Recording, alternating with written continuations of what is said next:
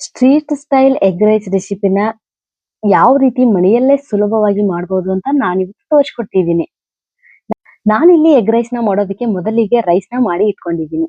ನಂತರ ಪ್ಲೇಟ್ ಅಲ್ಲಿ ತೋರಿಸಿರೋ ಎಲ್ಲ ಪದಾರ್ಥಗಳನ್ನು ಸಣ್ಣ ಮಿಕ್ಸಿ ಜಾರ್ ನಲ್ಲಿ ಸ್ವಲ್ಪ ನೀರನ್ನ ಹಾಕಿ ಈ ರೀತಿಯಾಗಿ ಸ್ಮೂತ್ ಆಗಿ ಪೇಸ್ಟ್ ಮಾಡಿ ಇಟ್ಕೊಳ್ಬೇಕು.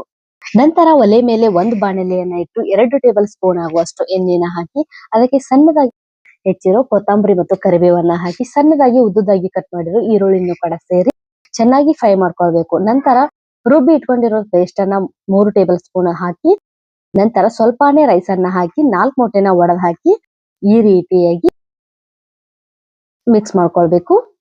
ನಂತರ ಮಿಕ್ಕಿರೋ ರೈಸ್ ಕೂಡ ಇದಕ್ಕೆ ಸೇರಿಸ್ಕೊಳ್ಬೇಕು.